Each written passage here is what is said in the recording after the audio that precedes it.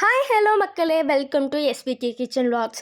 நான் ஆல்ரெடி ஷார்ட்ஸில் சொன்ன மாதிரி ஏபிசி ஜூஸ் வந்துட்டு எப்படி செய்கிறதுன்னு தான் இந்த வீடியோவில் பார்க்க போகிறோம். ஃபர்ஸ்ட் இதுக்கு தேவையான இன்க்ரீடியன்ட்ஸ் பீட்ரூட், ஆப்பிள், கேரட், பாதாம், முந்திரி, ஏலக்காய் இதெல்லாம் தனியாக எடுத்து வச்சுக்கலாம். ஃபர்ஸ்ட் ஒரு கடாயை ஆன் பண்ணி வச்சுக்கலாம்.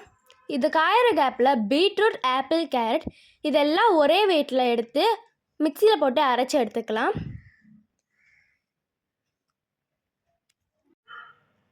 இப்போ கடாயில் 1 கப் அளவுக்கு பாதாம் நல்லா வறுத்து ஒரு தனியாக தட்டில் எடுத்து வச்சுக்கலாம். அதே மாதிரி 1 கப் அளவுக்கு முந்திரி அதை நல்லா வறுத்து ஒரு தட்டில் எடுத்து வச்சுக்கலாம்.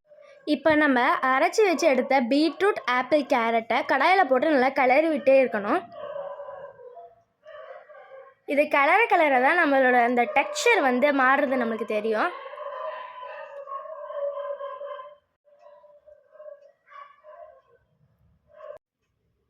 அந்த ஈரப்பதம் போய் நல்லா அந்த டெக்ஸ்சர் மாதிரி சுண்டி வரும்போது நம்ம ஃபஸ்ட்டு சேர்த்த அந்த காய்கறி அளவுக்கு அந்த வெயிட்டோடைய அதே அளவுக்கு நம்ம நாட்டு சர்க்கரையை இதில் சேர்த்துக்கணும்.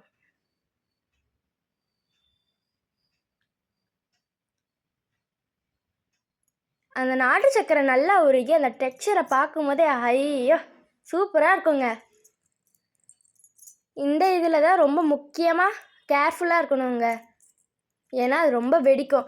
இந்த கேப்பில் நாம் என்ன பண்ண போகிறோன்னா, நம்ம வறுத்து வச்சு எடுத்த அந்த முந்திரி, ஏலக்காய், பாதாமை பவுடர் ஆக்கி அதில் சேர்த்து கொஞ்ச நேரம் அதை ஆஃப் பண்ணி ஃபேன் காற்றுல காய விட்டோன்னா இந்த மாதிரி கடைசி ஒரு பவுடர் கிடைக்கும் பாருங்கள்.